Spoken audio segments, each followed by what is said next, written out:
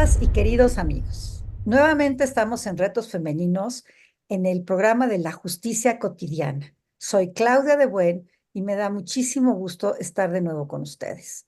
Pero el programa de hoy es un programa sumamente importante y para ello invité a dos jóvenes abogados, Augusto Magallón de Guadalajara y Guillermo Zamora Álvarez de Dolores Hidalgo. ¿De qué vamos a hablar? Ni más ni menos que de la famosa sobrerepresentación y de la reforma judicial. Es realmente un tema delicadísimo del que todo mundo habla, del que hemos hablado en radio, en televisión, y poca gente alcanza a ver los alcances, valga la redundancia, de esta reforma que se está proponiendo y de la sobrerepresentación. Si no hay sobrerepresentación, la reforma probablemente no pase. Es más, seguramente no pasa.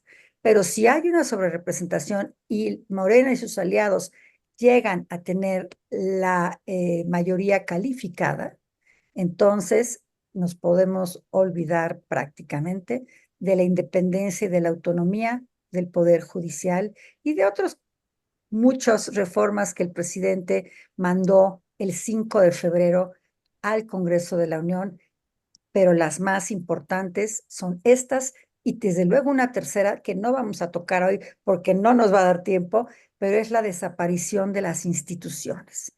Entonces les doy la más cordial bienvenida a mis queridos amigos Guillermo y Gustavo, no, perdón, Augusto, porque le decimos Gus, que también es mi tocayo porque es Claudio Augusto.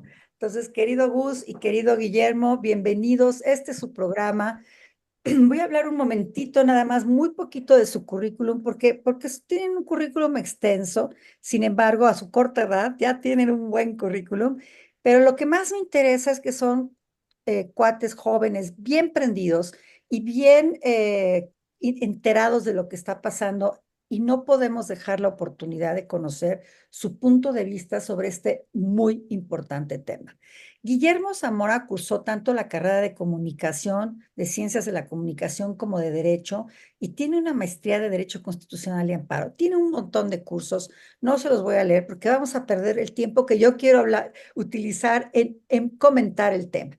Augusto es abogado y maestro en impuestos, diplomado en administración, desarrollo humano, consultor empresarial y juicio fiscal en línea.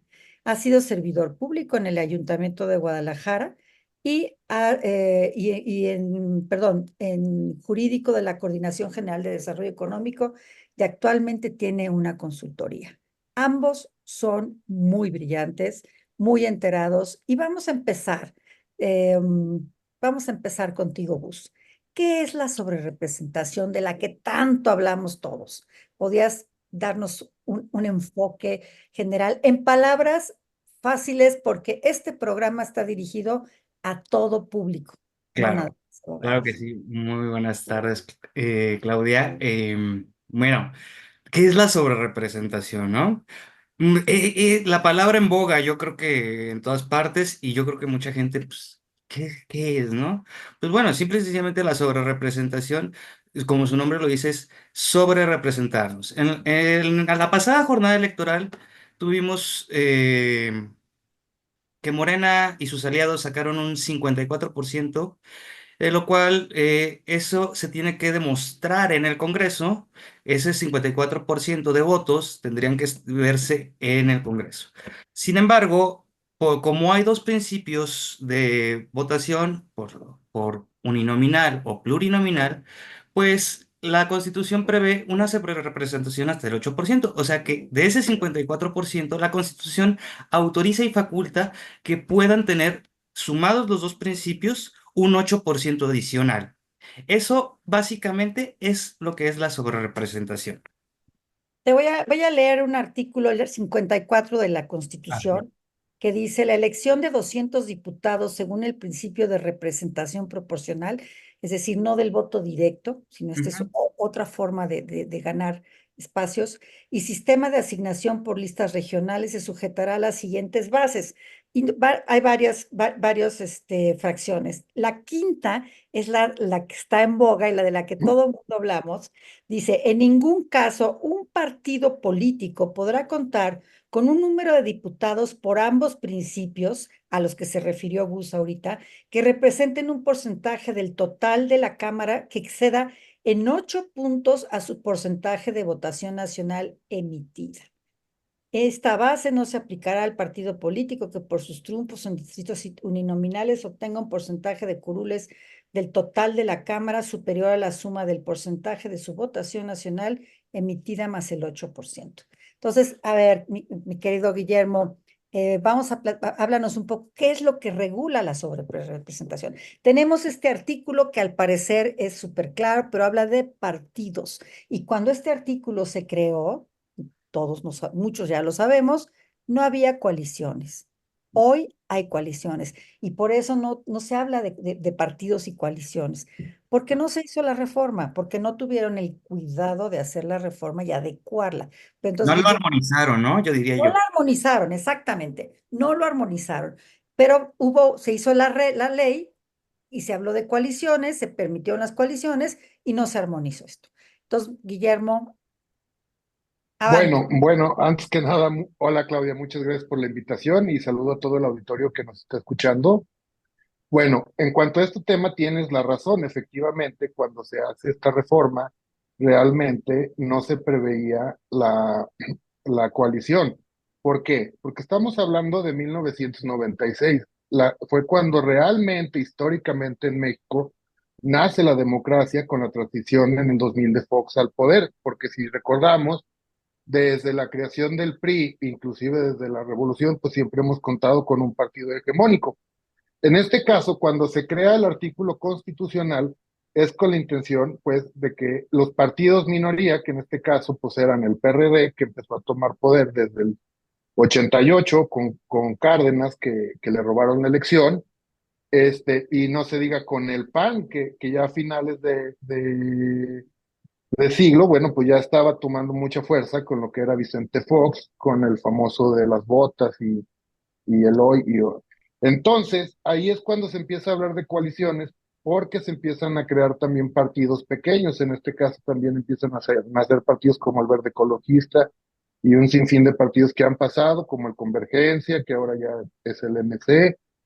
Entonces, cuando empiezan estas coaliciones, es aproximadamente a finales del siglo, que es cuando se crea un precedente en el cual se establece que la sobrerepresentación va de la mano también cuando se lleva por coaliciones. Inclusive este precedente lo emitió Sánchez Cordero, la que ahorita está en contra de que se interprete así. ¿Por qué? Porque cuando hablamos de la sobrerepresentación, lo que se busca es que dentro del Congreso exista un contrapeso dentro del mismo poder. ¿Qué es Exacto. esto? Que los partidos tengan que ser forzados a llegar a un acuerdo común, lo cual de esta manera se busca representar inclusive a las minorías. ¿A qué voy? Como en este caso de la elección, más del 50%, como vemos, pues votó por Morena y sus aliados, dejándonos un mejor porcentaje a los que votamos, por ejemplo, por la coalición, y no se diga por los que votaron en MC. Ahora, si no se respeta este principio, por ejemplo, los que votamos por el PAN o los que votaron por el MC van a quedar sin esa representación. ¿Por qué? Porque el contrapeso que pudiera ser su voto, pues va a quedar nulo. Entendiendo esto del contrapeso, pues es más fácil entender lo que es la sobrerepresentación. Existe sobrerepresentación, pues el partido en el poder va a tener el poder absoluto, que es totalmente contrario a los principios republicanos que se establecen en la Constitución en cuestión de división de poderes. Exactamente. ¿Qué quieres agregar algo, por supuesto, Gus? Y además, o sea, no solamente que, pues bueno, complementando de que, pues, que la propia Constitución blindándose para que hagan política verdaderamente, como lo dice este Guillermo.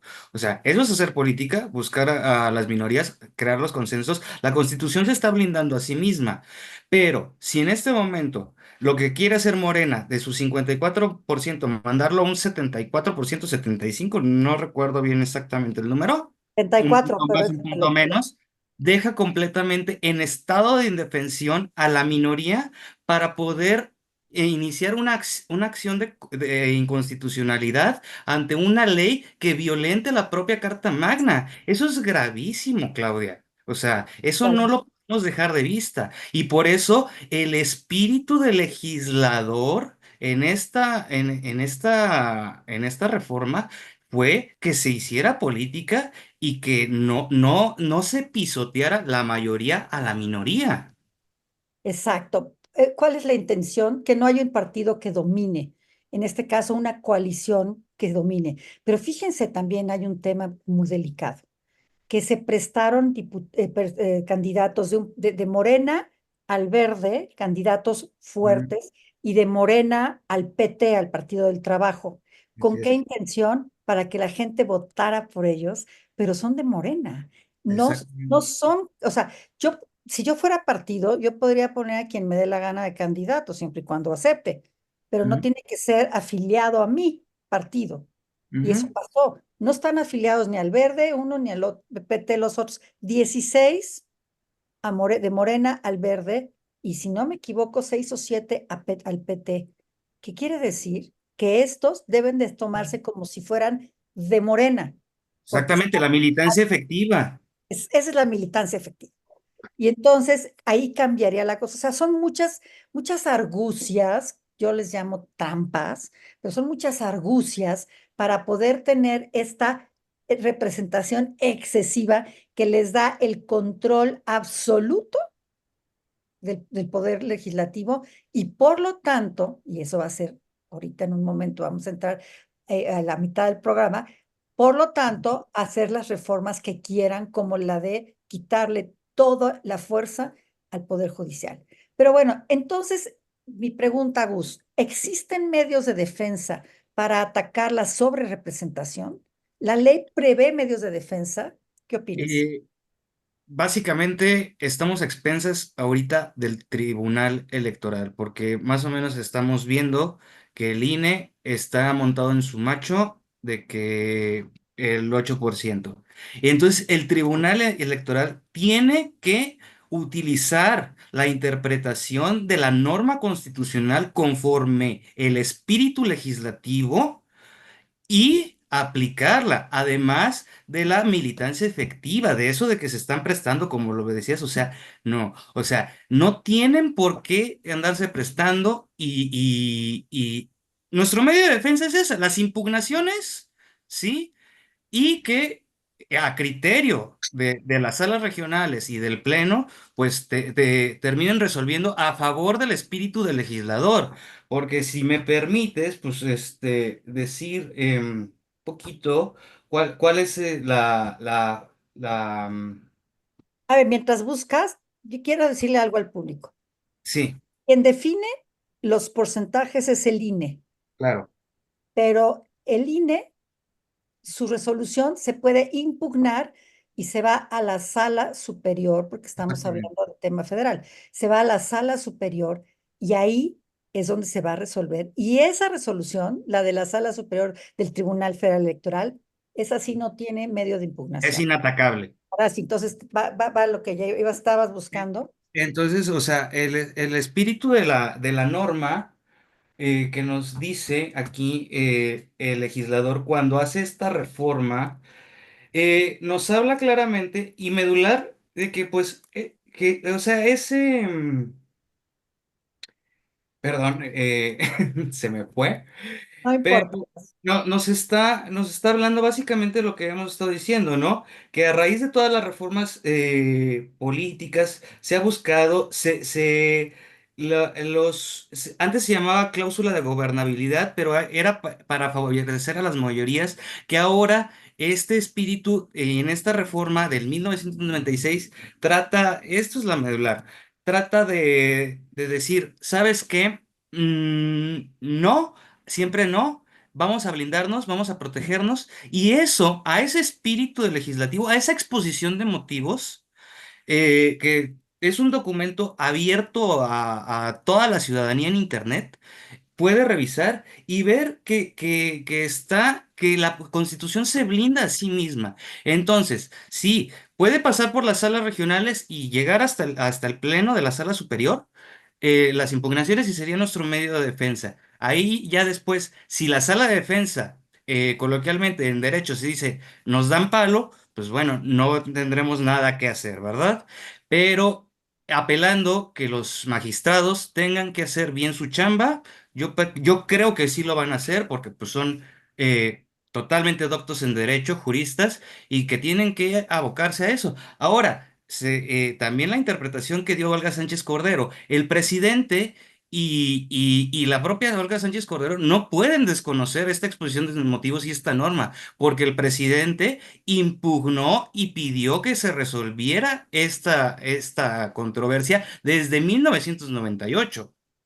Sí, el propio presidente era presidente del PRD y lo Exactamente. solicitó para que se tuvieran ellos una votación, un porcentaje mayor, porque eran minoría. A ver, ¿y qué opinas, Guillermo, de todo esto que hemos estado analizando? Porque yo también ya nada más te veo que así como que, yo quiero decir, aquí estamos los tres, háganse de cuenta que estamos en un diálogo, nada más no podemos encimarnos porque toda la gente no entiende, pero podemos Sí, hablar y sí. levantamos la mano y lo que se les ocurra decir, entramos. Es un orden, un desorden ordenado. No, no es cierto. Pero a ver, Guillermo, ¿qué opinas? Sí, bueno, más que nada que estaba escuchando, bueno, efectivamente, como señalan, nada más existen medios, los medios de impugnación de la calificación del INE, y ya a resolver estos medios de impugnación sería el Tribunal Superior. Aquí no serían las salas regionales en cuestión federal. Así es. Este, Aquí entonces, aquí tenemos nosotros como ciudadanos, porque la misma ley prevé que las impugnaciones las pueden hacer los mismos ciudadanos, así como los mismos representantes de partidos políticos y hasta los mismos candidatos en sí.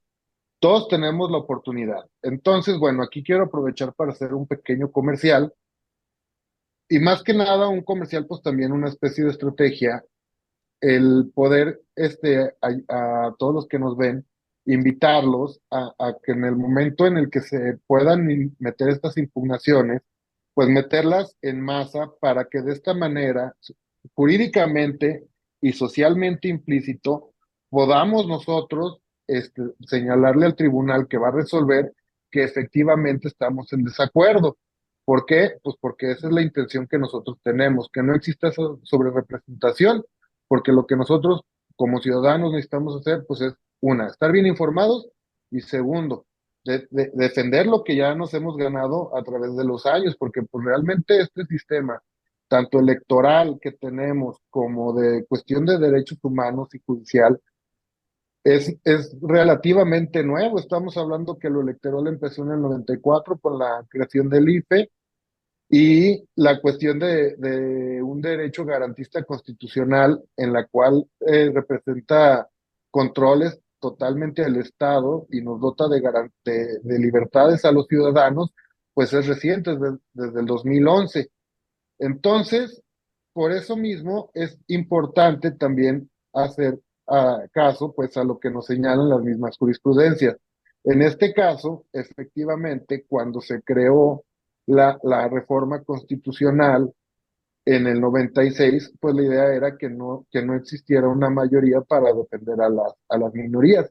Sin embargo, como ya lo mencioné anteriormente, por la creación de estos equipos, vamos a decirlo así, pues ahora sí ya tenemos, este, que una interpretación del Poder Judicial Federal fue el que delimitó e interpretó este artículo que se reformó en el 96, que esa interpretación ha sido la que está vigente hasta la fecha. Ahora, ahorita en esta época nos quieren manejar como que ahora que nosotros somos minoría, no la queremos cambiar porque ya nos conviene, pero antes no, y que el PAN y que el PRI. Bueno, aquí es bien importante señalar que esta ha sido la única elección en México desde el 2000 en la que realmente se dividió en dos candidatos únicamente, los de la Claudia Sheinbaum por Morena, Xochitl Gálvez, y bueno, vamos a decir Álvarez Maínez, pero pues realmente los resultados demuestran que él ni siquiera estaba participando, es como el que le prestan el control del juego y lo tienen desconectado. En este sentido, se debe de entender que ha sido histórico el hecho de que el PRD, el PRI y el PAN vayan juntos como partidos.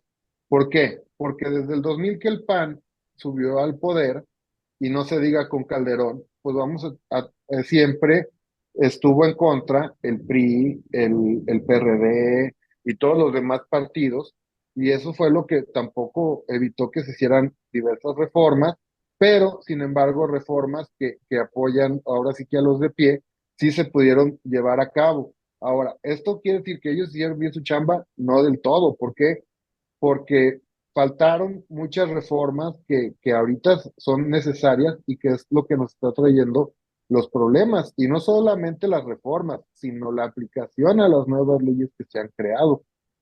Bueno, eso es lo que yo he visto pues hasta en la práctica. Sí, fíjate, hay un artículo que escribió Dulce María Sauri, que yo se los recomiendo que lo lean. Ahorita busco dónde está y les voy a decir por qué. Porque en él ella fue partícipe de estas reformas y dice cuál es la razón, lo que decía Gus hace rato, cuál en el diario de debate se dice por qué es importante que se haga la sobrerepresentación y los plurinominales y todo esto, cuál es la razón por la que se hizo y por qué se está traicionando con esta sobrerepresentación que el INE de alguna manera ya dijo que sí se la va a dar a Morena y sus aliados, ¿no? Entonces, ¿cuál es la razón por la cual se hizo esto y en qué se está traicionando? Entonces, sí me parece digo, yo veo que ni siquiera los abogados, porque Dulce María creo que sí estudió Derecho y así es abogada, pero hay muchos que no, como José Antonio Crespo, en fin, hay una serie de personas importantes, gente que hay que leerlos, y hay que, como pues, Jesús Silva Herzog, que también es abogado y muy brillante,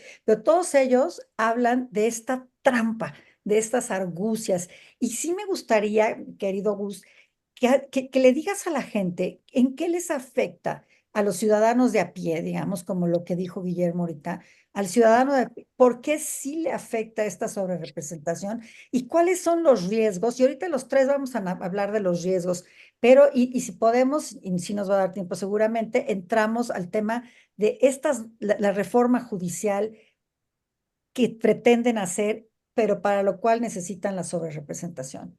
Si no, nos aventamos unos programas, mi Claudia.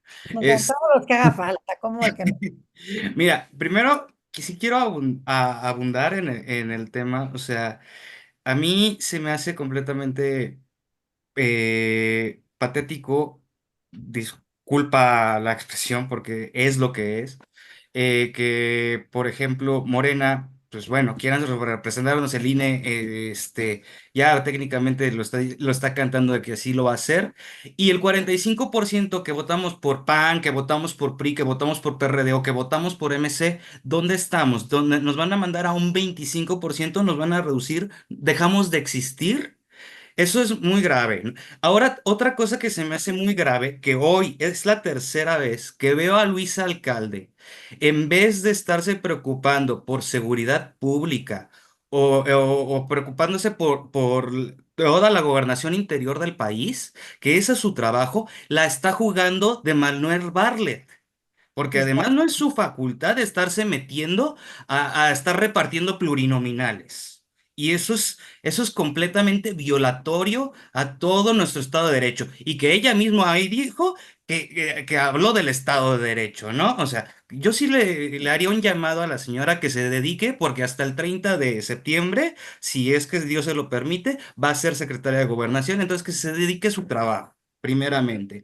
Segunda, pues bueno.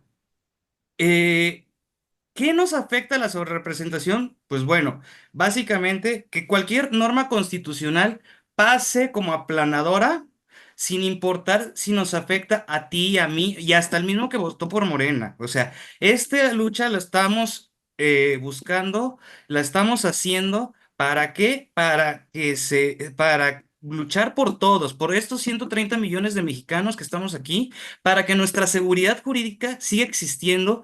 ¿Por qué? Porque con la sobrerepresentación van a aplastar el poder legislativo y con ese aplastamiento del poder legislativo van a aplastar el judicial. Entonces, ¿qué vamos a tener? Un maximato peor que el del PRI. Así es. Esos Sí, son los grandes riesgos.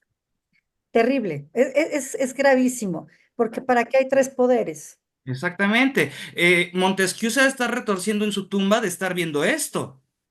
Sí, por aquí ahorita les voy a enseñar una frase de Montesquieu que tengo, que la uso muchísimo, pero no me la he podido aprender de memoria. Algún- Entonces, a mí, la- a mí me parece muy grotesco que la secretaria de Gobernación nos falte el respeto repartiendo pluris. Sí, no, la secretaria de Gobernación está cometiendo un grave error. Primero, porque hace una indebida exposición de los hechos. Segundo, porque omite señalar que conforme a la normatividad, los legisladores prestados de un partido al otro se tienen que considerar del partido al cual pertenecen y no al otro partido, y eso no Exactamente. lo están haciendo. O sea, esa es una argucia, esa es una trampa. Y tercero, porque está violando la autonomía de los órganos electorales. Ella no Exacto. tiene por qué darles instrucciones de ninguna manera a A la autoridad ella electoral que es ciudadana es abogada, ¿eh? y es Porque no abogada. es abogada, o sea, que se sabe perfecto. Y claro, con esta sobrerepresentación pretenden terminar con el pluralismo real, con Con la República. exactamente, una simulación muy desafortunada. Y bueno, pues creo que el PAN, que ganó el segundo lugar, va a pasar al tercer lugar. Ajá. Verde, o sea, que O ganó el sea, doble de votos que el verde, el, pasa a ser un tercer lugar el, el en PT va a tener más diputados que el PRI. el PRI. O sea, Es que una cuando el PRI tuvo más votos que el PT, o sea, dices, o sea, de hecho, de entrada, o sea, pretenden que el PT duplique su número de diputados, no de plurinominales, de diputados, que los duplique así, fast track. Así es. Entonces, sí, sí, cuando se modifica una norma, tenemos todos muy claro que esa norma la debe de interpretarse armónicamente con las otras con las que está vinculada y relacionada.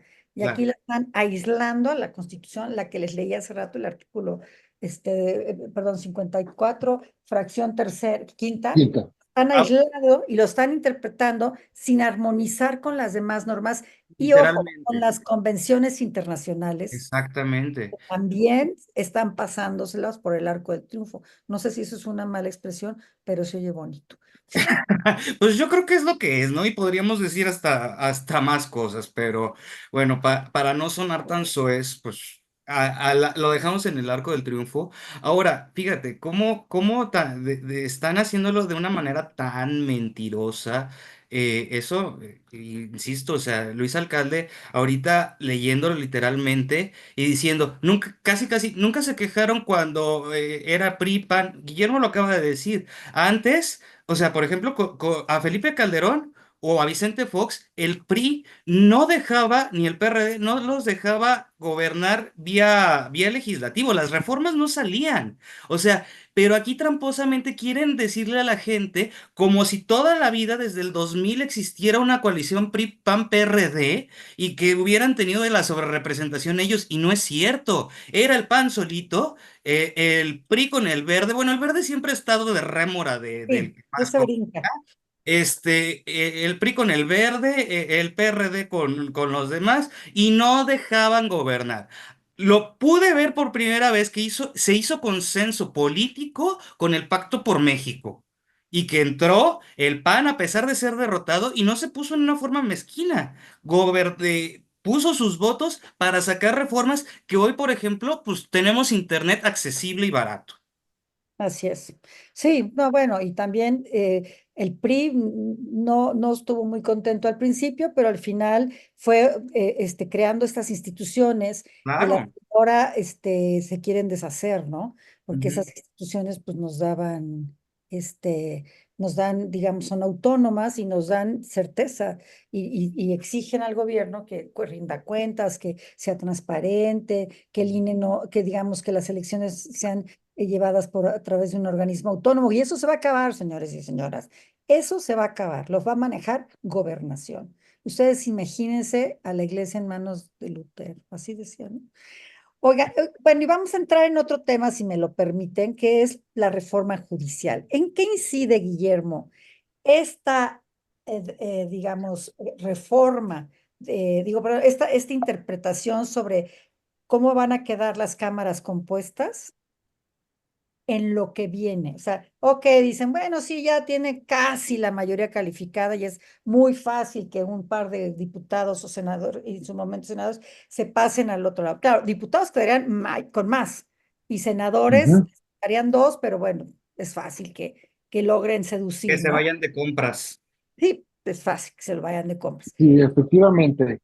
Bueno, como decía Gus, bueno, uno de los peligros y de los principales problemas que nos atañen a nosotros como ciudadanos, pues van a ser, en primera, la creación, la modificación de la Constitución a modo.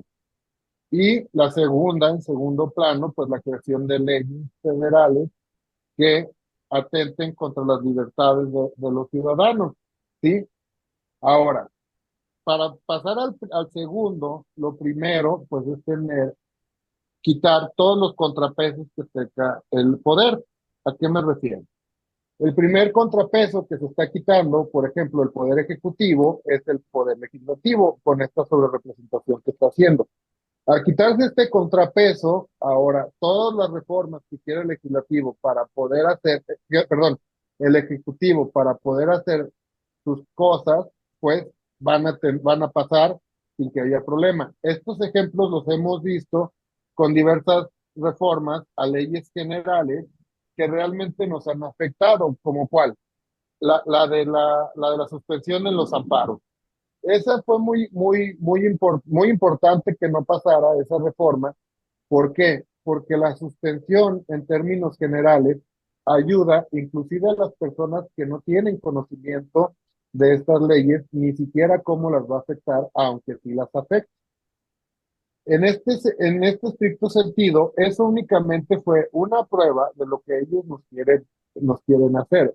En pocas palabras, quieren debilitar un poder judicial que aún sirve como contrapeso del legislativo para que así no puedan ejercer pues sus facultades constitucionales.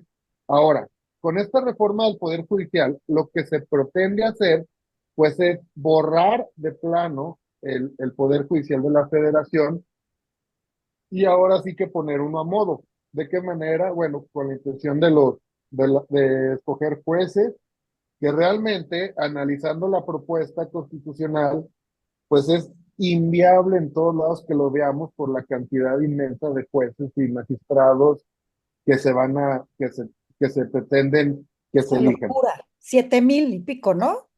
Sí, sí, o sea, casi esperan, haciendo cálculos, he visto en varios lugares que dicen que a lo mejor por persona nos vamos a tardar una hora votando, lo cual es increíble si entre José tres Ramón Cosío, candidatos no podemos que- escoger si habla de 4 horas para votar, José Ramón Cosío de hizo las cuatro, cuentas. ándale, Sea, Increíble. sí. es ridículo. Entonces, Las filas, pues ¿no? eso, Abrieron la así casilla y es. cuando salió el primero ya se cerró, o sea, Sí, 4 horas para votar y además, ¿cuántas urnas van a tener que haber? Pues 200 o no sé, ¿No? Y las boletas. las boletas, los millones y millones, pero bueno, sigue, perdón, te Ok, interrumpí. no, no, no hay problema. Entonces, pues de entrada no tienen cómo hacerlo, pero lo que únicamente que demuestra esto, que no sepan ni cómo la van a ejecutar, es que lo que buscan es un poder absoluto. Ahora, ahora me voy a ir un poco a la historia de México. Desde la época de la conquista, todo lo que fue la colonia, el virreinato, pues siempre tuvimos un poder absoluto, en el cual, bueno, pues desde la independencia en el 1821 se tomó la Constitución de Cádiz, la cual esa ya hablaba de una separación tanto del rey con el gobierno de las personas. Entonces, ¿cómo se llama? Ay, perdón. Este, con estos principios, pues no es que en 1957 es que se crea la primera Constitución mexicana, en la cual se tomaron como bases la Constitución americana y la Constitución francesa. Claro, Entonces, ¿cómo se llama? Con esta constitución, pues fue cuando se empieza a hablar de la división de poderes. ¿Por qué? Porque lo que no se quería en México era un poder absoluto.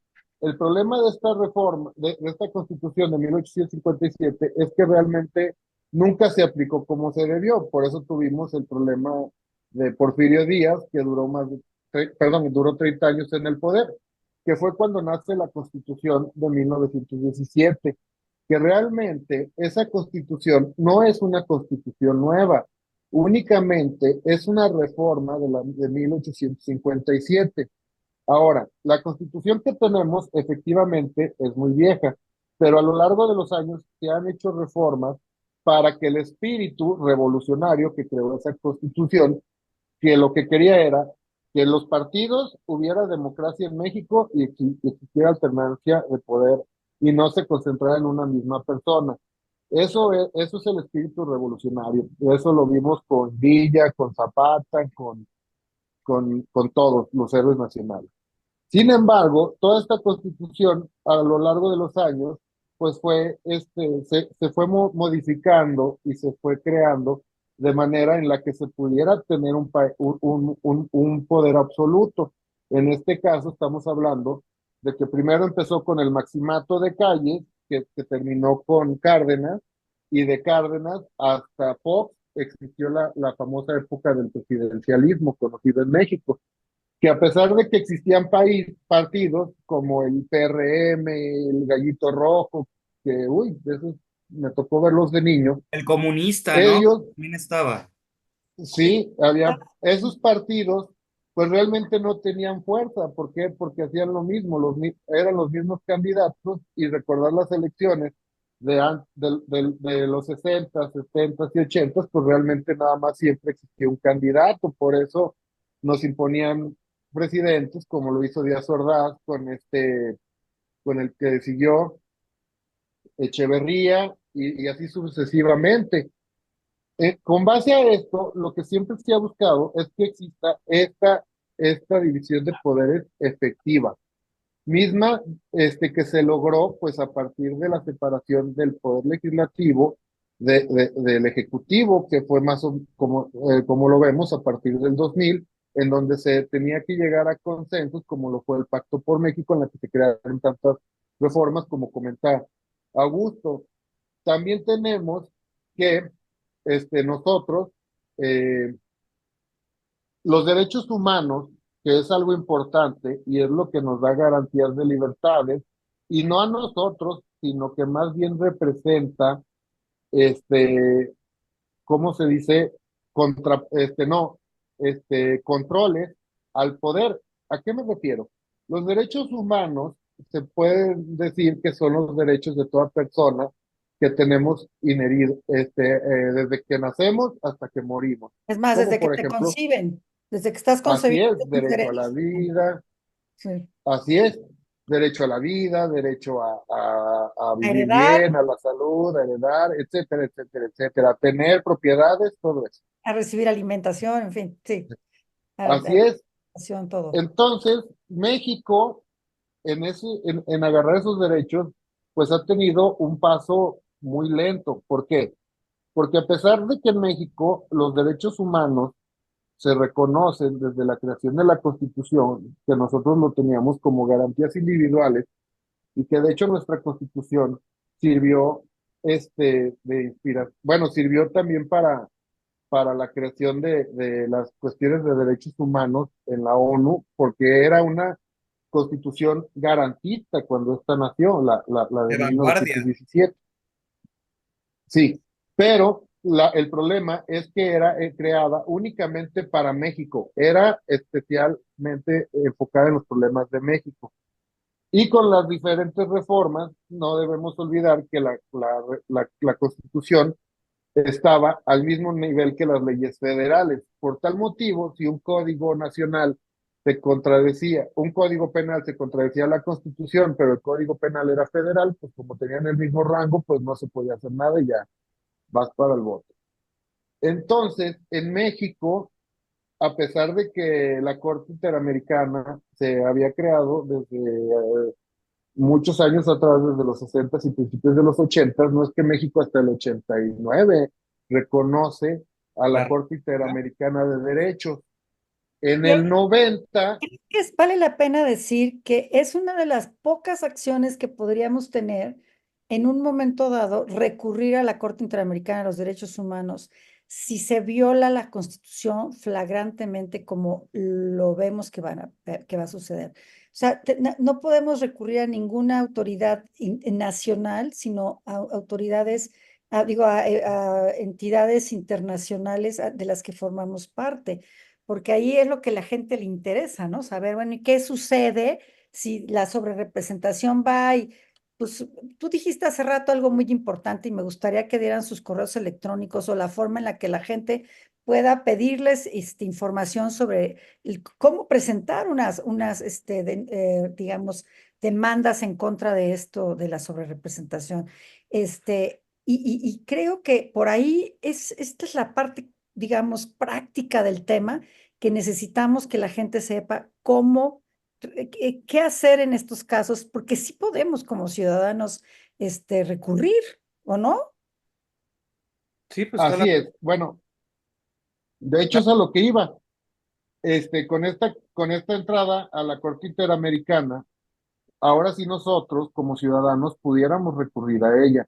Aunque Así ya hablamos que aquí en México se terminaron, como México ya acepta la competencia de la Corte, la misma Corte Interamericana nos ha dicho que primero se tendrían que agotar todos los recursos jurídicos en el país, o claro, en el Estado miembro, claro. que en este caso la tarea se va a cumplir al momento de meter las importantes, ¿cómo se llama?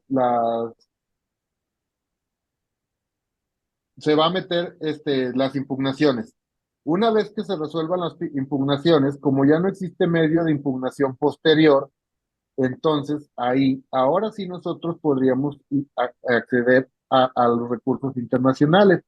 Primero sería ante la Convención Interamericana, quien ella mandaría recomendaciones. En caso de que no se cumplan estas recomendaciones, pues ahora sí pudiéramos acceder a la Corte Interamericana de Derechos Humanos.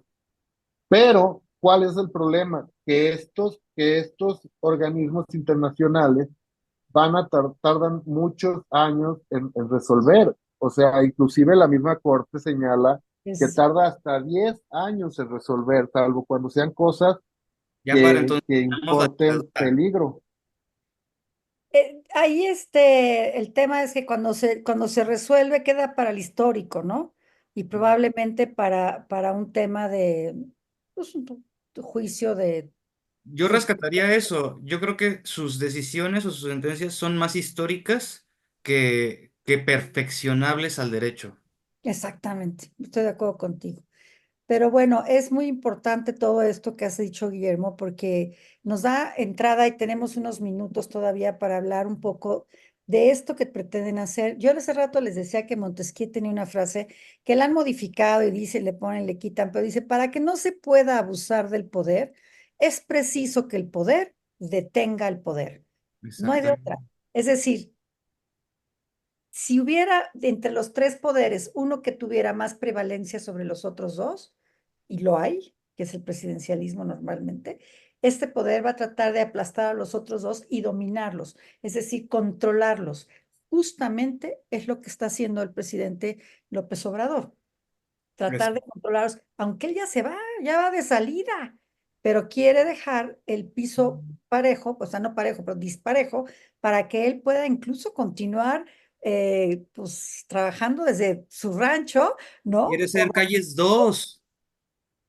Sí, O sea, sí. quiere ser Vamos Calles a ver de 2. qué está hecha la presidenta electa, que todavía no está electa, pero Claudia Sheinbaum. Virtual. virtual, porque presidente electa todavía no recibe la constancia, no se le puede, Digo, es la candidata ganadora. es la Así, candidata ganadora, sería ¿no? el término correcto.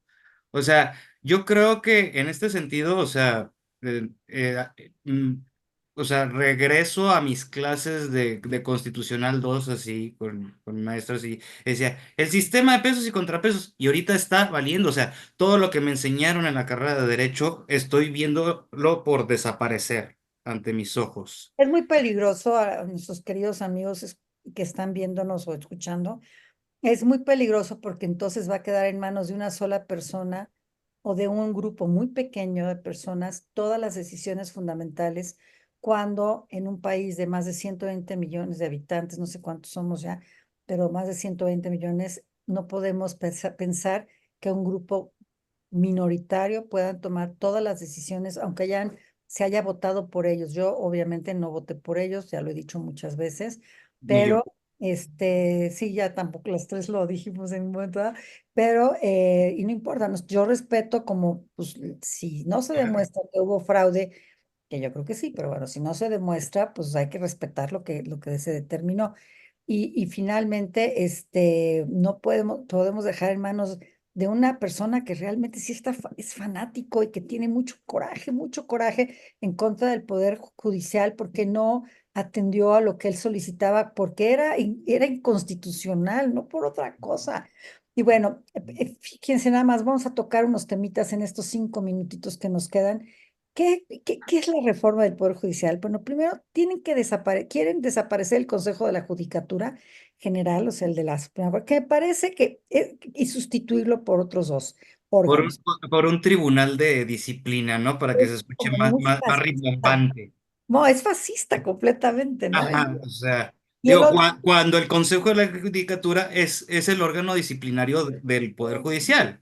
exacto. Tiene detalles que yo le hubiera cambiado. Yo no pensaría que la presidenta o el presidente de la Corte debe ser presidente del Consejo de la Judicatura. Sí, se debería de ser separado porque Yo pues creo, el que mucho abarca poco aprieta. Entonces, yo creo que sí.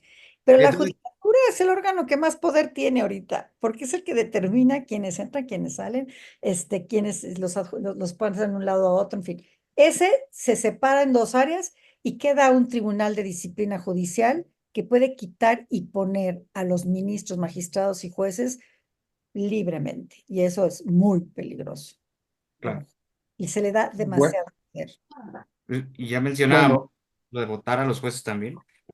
Y viene el siguiente, reducir personal de la Suprema Corte, reducir gastos, reducir sueldos y Reducir reducir sueldos cuando es violatorio a la Constitución, o sea, hay una irreductibilidad de sueldos, o sea, que la Constitución es garante para todos los trabajadores del 123 país. constitucional, así de O fácil, sea, ¿no? por eso nuestra propia Constitución era de vanguardia y de avanzada cuando se promulgó en el 17 por ese artículo, el 123, Ese era ese, y entiendo yo, bueno, el el 27 y el tercero, 27. ¿no? Y el tercero, pero de verdad es impresionante que no conozcan, porque además les han preguntado a los diputados y a los senadores, no tienen ni idea, ¿eh? No saben ni cuántos artículos tiene la Constitución.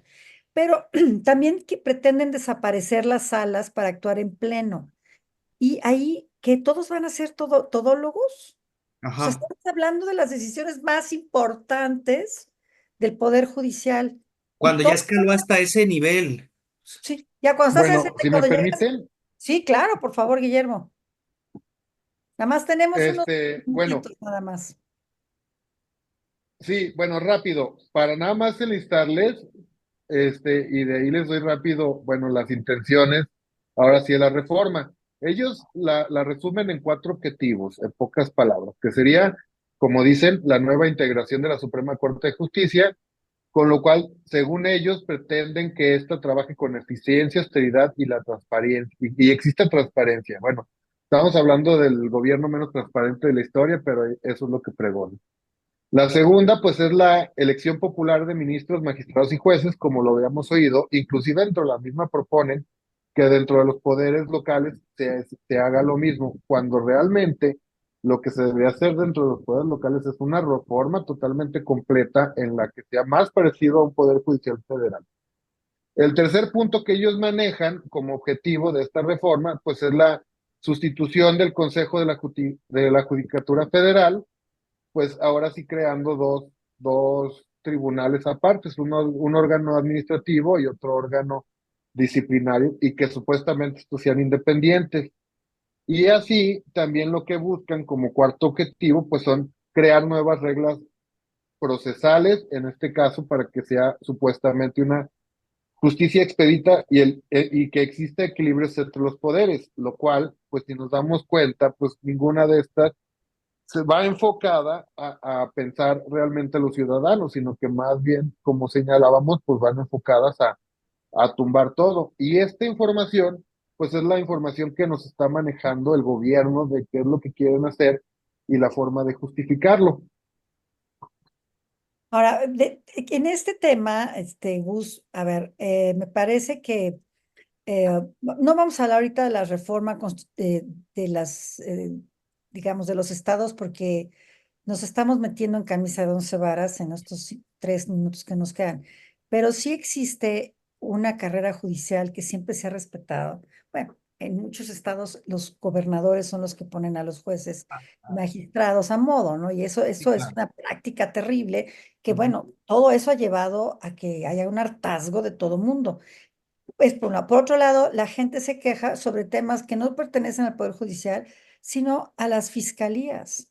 Y ahí es donde están las atores. Entonces, quisiera que comentaras, Gus, un poquito de esto, de qué es lo que hacen las fiscalías o mal hacen las fiscalías y qué es lo que corresponde a los juzgados, ya sean locales o federales, pero Ujú. por qué existe este hartazgo y de dónde viene, por qué dejan libre al que ya sabemos que es un narcotraficante o un asesino. ¿Qué es lo que sucede? Porque un juez dice, pues es que no hay pruebas suficientes para vincularlo. Entonces, comenta un poquito de esto, Gus, Ya, para que la gente entienda de qué estamos hablando. así como hablamos de una carrera judicial y que es con méritos y de que está probado en el Poder Judicial de la Federación que funciona excelente, digo, que es perfectible, claro, todo es perfectible, así deberían de ser las fiscalías, a mi punto de vista. ¿Por qué? Porque es el primer contacto, ¿no? Simple y sencillamente tú como agraviado vas, o sea, y te vuelven a revictimizar 50 veces, o sea, si te violaron y pues tú andabas de Cusco, o sea, o si te robaron, ¿y qué andabas haciendo a las 12 de la noche ahí caminando solo, ¿no? O sea, y son los primeros contactos con el ciudadano. Ahora, llegan con el delincuente también, o con el imputado, y lo detienen arbitrariamente. Y entonces, ¿qué le queda al juez? Se lo presentan así como Santo Cristo, es decir, pues tengo que calificar que la detención fue ilegal, libéralo. Yo creo que se debería de profesionalizar la carrera de las fiscalías, así como se ha profesionalizado la carrera judicial. Digo, que la gente entiende que carrera judicial, estamos hablando de judiciales. No, no estamos hablando de judiciales. La carrera judicial pertenece al Poder Judicial, que son los juzgadores que van a conocer tu caso. Pero si las fiscalías que eso sí son los verdaderos judiciales o ministeriales, este, hacen mal su trabajo, pues va a quedar impune el delito. Simple y sencillamente tenemos una tasa de muy baja de denuncias y esa tasa yo creo que al 90% no se resuelve. Exactamente. Pero que, también, ¿qué creen? Digo, ya nada más para cerrar, tenemos 3,5 jueces promedio por cada 100,000 habitantes. Ujú. Deberíamos de tener, son 17. Tenemos menos de 4 por cada 100,000.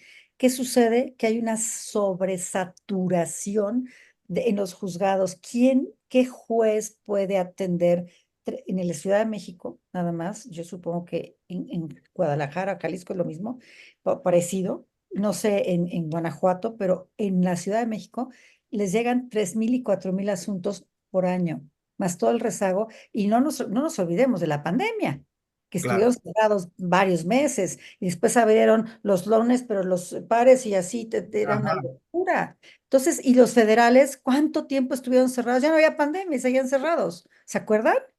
Sí. Era una cosa Sí, sí. espantosa, ya no se nos olvidó, ¿eh? Se Pero paralizó el aparato judicial. después dices claramente, sí, la regaron.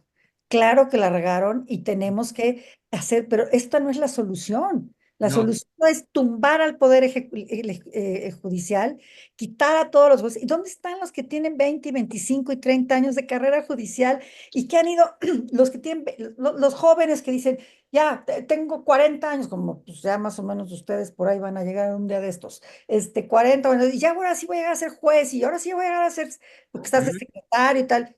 Ya no, se acabó. no. Entonces, ¿qué esperanza tienes? Porque ya no te van a elegir por carrera judicial. Es No. muy delicado. ¿Quieres Ahora, en 30 segundos hacer cierres? sí, Y vamos a tener que seguir otro día, ¿eh? yo rapidísimo así de, y no solamente eso, o sea, ahora pues, ¿quién los va a elegir? ¿El crimen organizado? O sea, si la corrupción con buenos salarios puede permear al Poder Judicial, ahora imagínate sin buenos salarios y siendo elegidos por voto popular. Que quede la pregunta en el aire. Sí, así es. ¿Quién los va a elegir? Guillermo, ¿con qué cerrarías? Pues yo cerraría con que efectivamente, como dicen, tenemos un poder judicial que nos ha fallado, pero eso no es un motivo para desaparecerlo, porque dentro de las fallas, pues también tiene muchos aciertos, ha habido muchas sentencias positivas en favor de la gente.